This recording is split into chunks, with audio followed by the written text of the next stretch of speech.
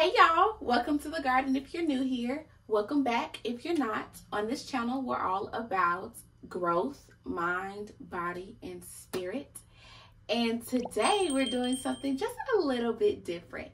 We're gonna draw while we talk about the Bible. So today we are going to be in Genesis 37 and 39 through basically 50. We're talking about the life of Joseph.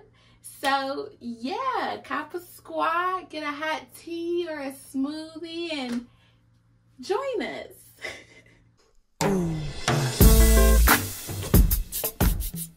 Okay, y'all. So I thought this would be a cool way to teach, to explain, because I'm not a teacher, just to explain like what this Bible story is all about. And so, like I said, we're going to be in Genesis 37 and 39 through 50. And that story is all about the life of Joseph. So we're going to start with his coat. So in Genesis 37, it introduces Joseph as this 17-year-old boy who is the favorite of his, he is his dad's favorite son. Now, what's crazy is, y'all, his dad has 12 sons. His dad has 12 sons, but Joseph is obviously the favorite. So he treats him with favoritism. He loves him dearly, and he makes him some versions say a coat of many colors, and other versions say a beautifully adorned coat. So either way, it's probably made in this time. A lot of people loved, they thought of scarlet, blue, and purple yarn as royalty and just status. So it's probably made of scarlets and blues and purples. And they used to weave gold and silver into yarn to sew into clothing. So it's probably made of those kinds of things as well. So yeah, we're gonna turn this into a beautifully adorned coat as we explain his whole life. So like I said, he was 17 years old, and he was a shepherd. Him and all his family, they were shepherds.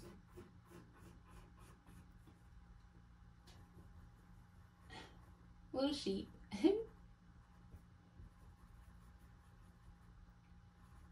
That is how they made their money. Because his dad didn't just have 12 children. He had 12 sons. So he had daughters as well. 4 wives. But at this time, I think that Leah and Rachel have both passed away. So it's just Bilhah and Zilpah. Those are his other wives. So yeah. Caught a blank. Okay. So Joseph is 17 years old. He's the dad's favorite. He got this fine coat. All his brothers, except for the youngest one isn't mentioned until way later. All his brothers hate him because he think he's so fine. Dad loves him more than he loves us, and it's very obvious. And y'all, he didn't really do that much work. Because later in the story, it says that the dad basically just sends him to tattletale on the brothers. Like, he goes and keeps watch on what are they doing with the sheep, and then he comes back and tells his father. So he don't even be out in the hot sun like that, like the rest of them. He be in the shade, in the house, doing what he feel like doing because he's the favorite. Yeah, so Joseph is favored among his brothers by his dad. But what's also crazy, y'all, is Joseph is favored by God as well.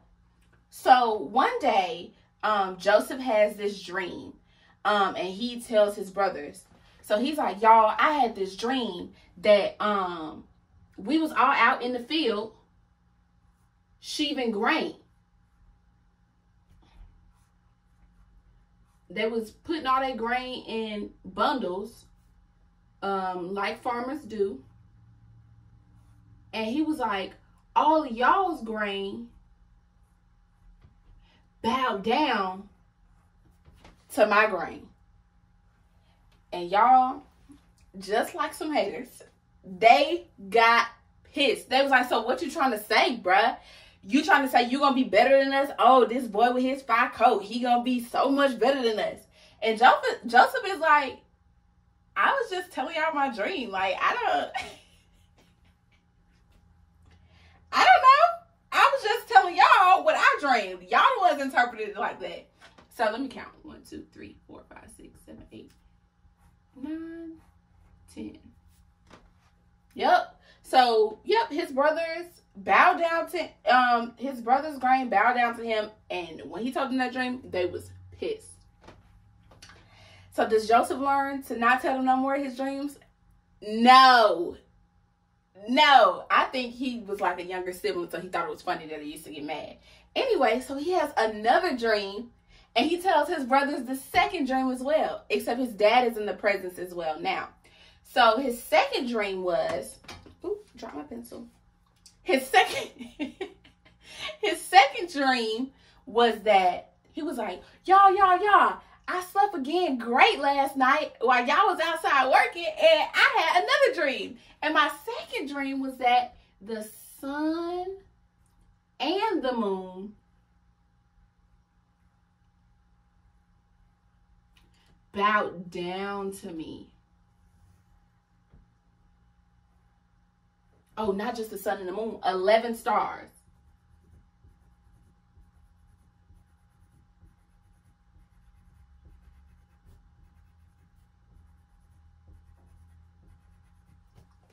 All of them bow down to Joseph.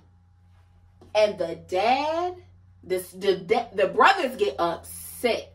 The dad rebukes him because he's like, so what do you think this dream means? Are you trying to say that me and your mom are going to bow down to you?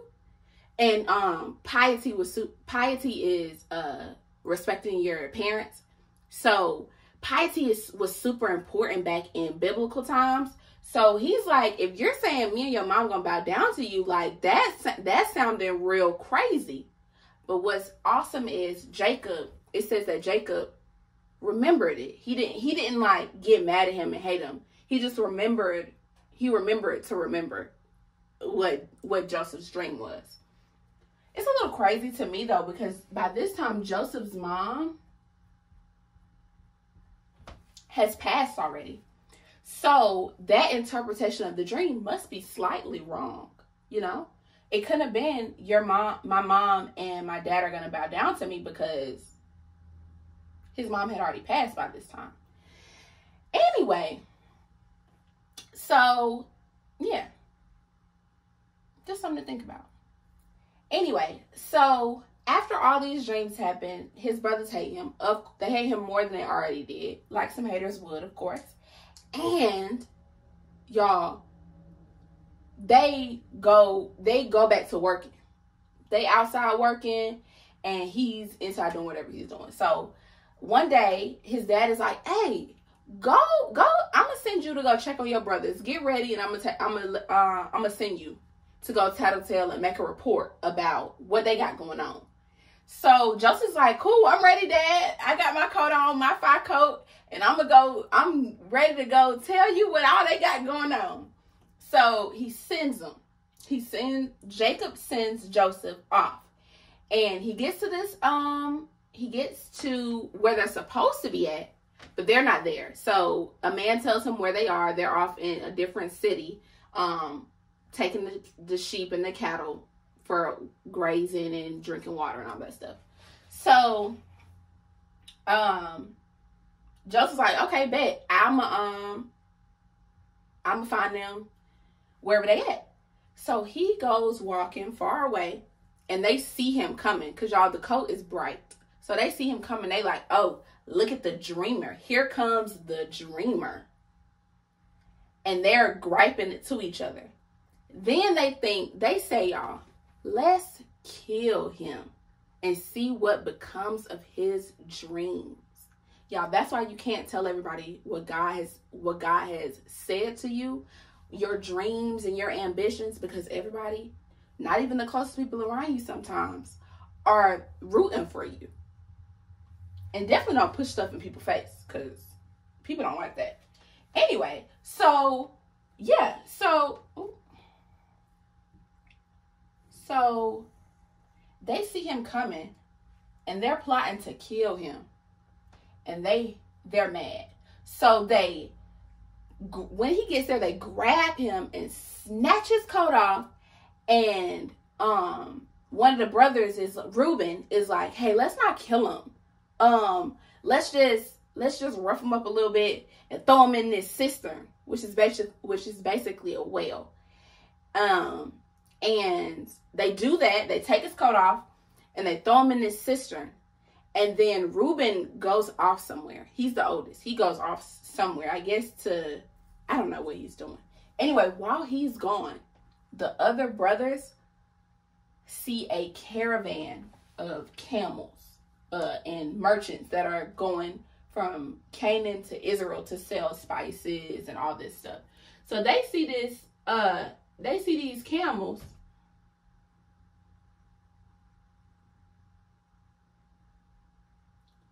And they like, let's sell Joseph and make some money off of him. Because killing him ain't going to get us nothing. So they sell Joseph to these Ishmaelites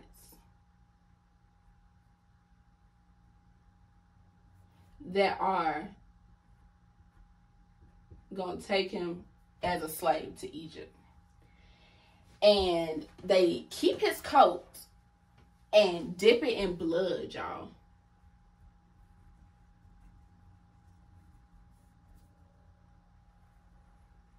And send it back to his daddy. And they like, hey, isn't this your son's coat? We found it.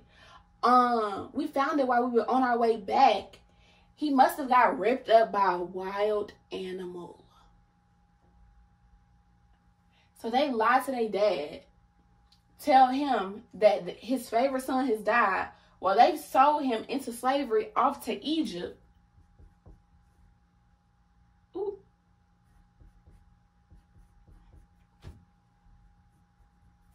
And sold them for 20 pieces of silver. That means, okay, so Joseph is one of the sons. That's one. Reuben is the other one. He doesn't even know that Joseph has gotten sold. And Benjamin is another one. So let's say that's 9 sons left. That's basically 2 pieces of silver each, y'all. That's it. That's all they sold him for. 2 pieces of silver. Let's put some pomegranates on this thing. They wore pomegranates back in that day. Like little thick tassels on the bottom of their coats.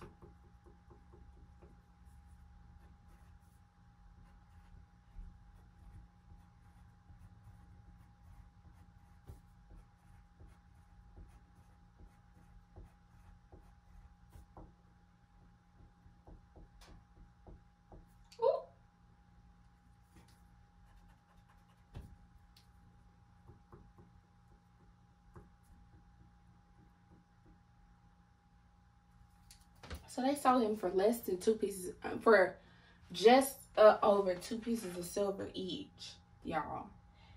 Off into slavery, and told his dad he's dead. So this man is heartbroken, y'all. He halfway almost dies. They got to consult him, and he wouldn't eat. He wouldn't sleep. Poor Jacob was just completely distraught. Meanwhile, Joseph gets sent to Egypt, and he immediately basically gets sold to this man named Potiphar. So he's in the house. He gets sold into the house of Potiphar.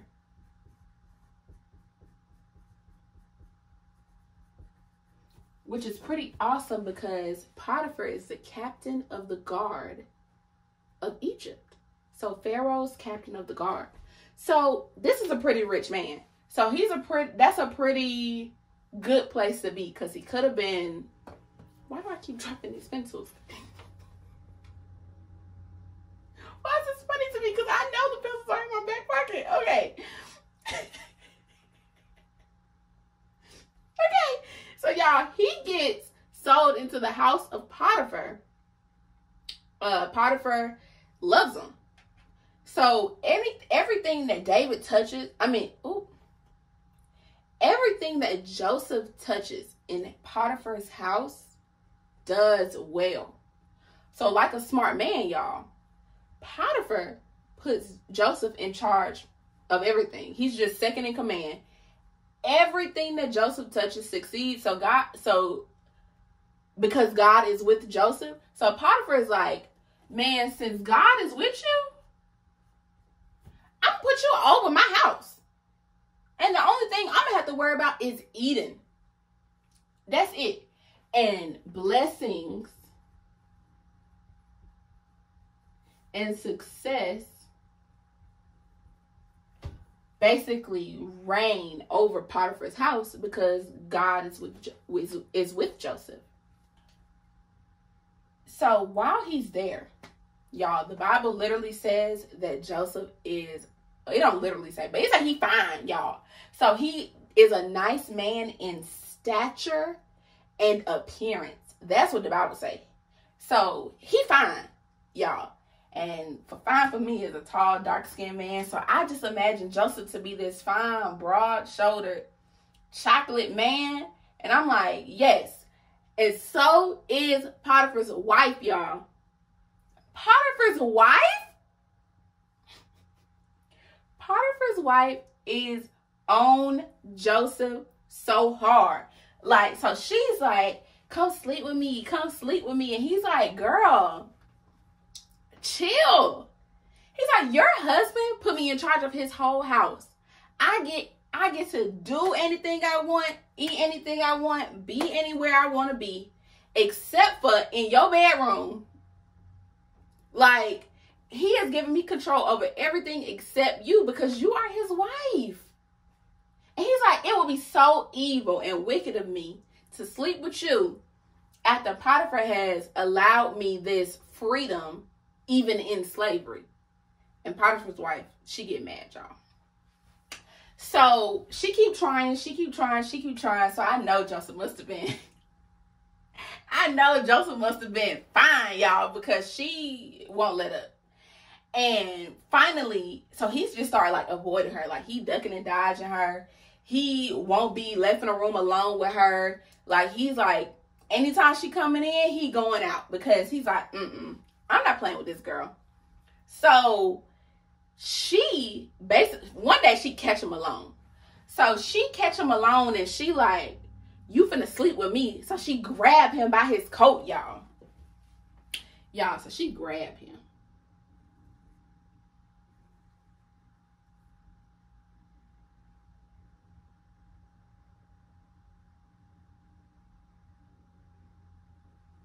She grabbed him by his coat and snatched him up. Let's get her some bracelets.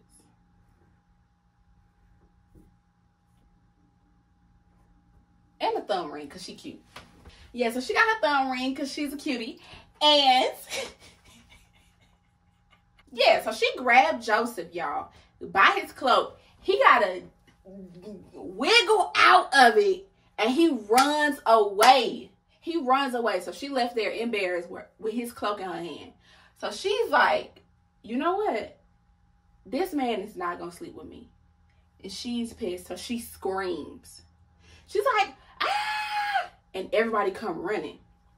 So she lies, y'all, and tells everybody that he tried to molest her.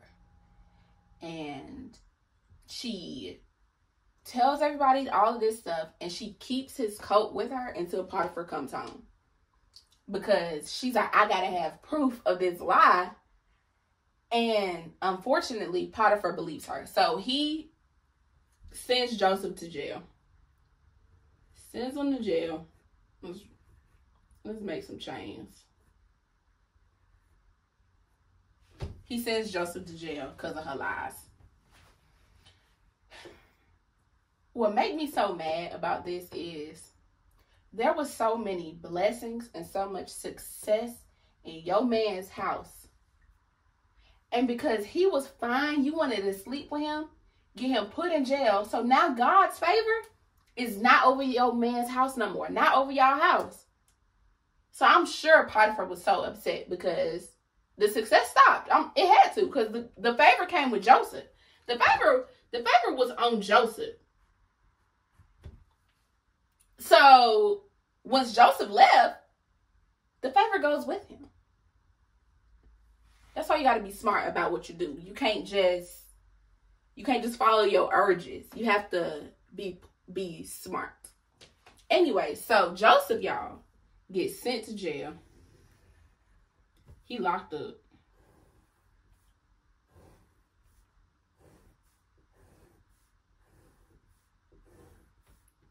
Whole thing.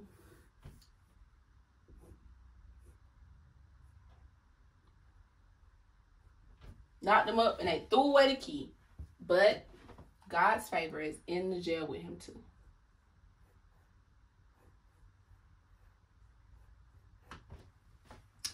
So, in the jail, the warden loves Joseph.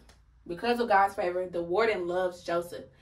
And he puts him in charge of all the prisoners. So the warden ain't got to do too much because Joseph's in charge now. And he's in the prison. Excuse me, I can't think of the name. He's in Pharaoh's prison. Not just like a regular, everyday petty theft prison. He's in the prison where Pharaoh puts like all the people that be annoying him in his palace. So while he's in prison, the baker, Pharaoh's personal baker, and Pharaoh's personal cupbearer both get put in jail because they didn't annoy Pharaoh for some reason. And yeah, so Joseph has to watch over them and make sure that he keeps them safe, fed properly, and whatever else. Okay, I don't know why I'm doing that. Anyway, so while the cupbearer, which is the person who basically just holds Pharaoh's wine and gives him a sip when Pharaoh feels like it, and the baker both have a dream while they're in jail. Each of them have a different dream, and they are basically depressed the next day. So Joseph was like, "What's up, y'all? Why y'all so sad?" And they both are like, "Yo, we had a crazy dream last night. Each of us had a crazy dream, and we asked people, and they don't know what it means." So Joseph is like, "Well, tell me, because God is the interpreter of dreams. So you tell me, and because I have God's favor, I'll be able to tell you what the dream means." And so the cupbearer goes first, and he's like, "So in my dream, there were 3 vines with clusters of just grapes on grapes on grapes on grapes. So I take Pharaoh's cup and squeeze some grapes into a cup and give it to Pharaoh, and then I wake up." So Joseph is like, "Okay, so y'all, the 3 vines," don't judge me. The 3 vines represent 3 days. And in 3 days, Joseph says, Pharaoh is going to restore you back to your cup-bearer position, and you'll be able to give Pharaoh his cup once more. So the cupbearer is like, "Bet." Cool, because I thought I was gonna rot in here, but you telling me that dream was good. And the baker gets excited, so he's like, "Oh, bet. He get restored. Shoot, I'll probably get restored too. Let me tell you my dream." So the baker is like, "Okay, so my dream was I was walking and I had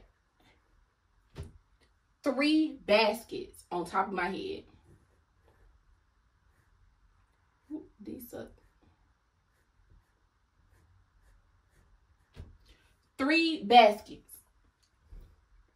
And the baskets was filled with all these pastries and all this stuff that Pharaoh loves. And unfortunately, the birds came and was pecking at the pastries. And then I woke up. So Joseph is like,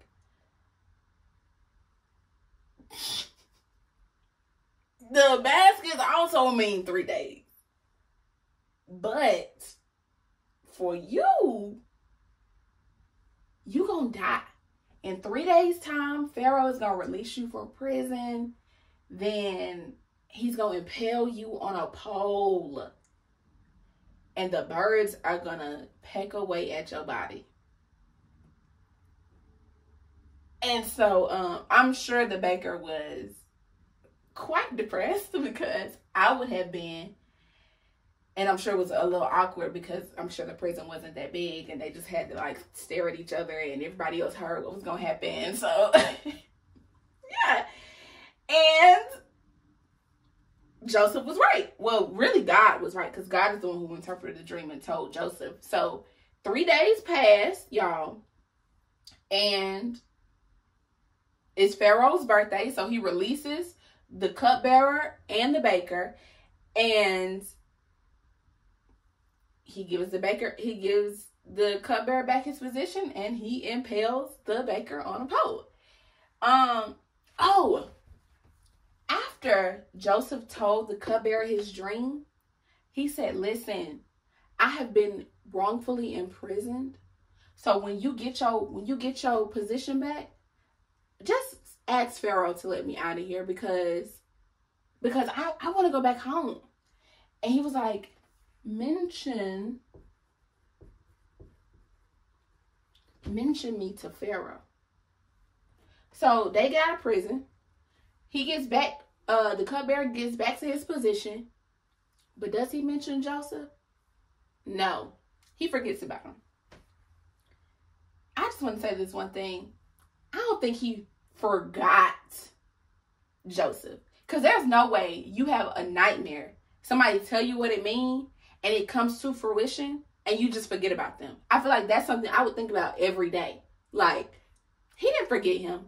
I feel like he was scared because he had just gotten to that position to say anything to Pharaoh, so he just let it go. So, he didn't tell Pharaoh nothing. And a whole 2 years.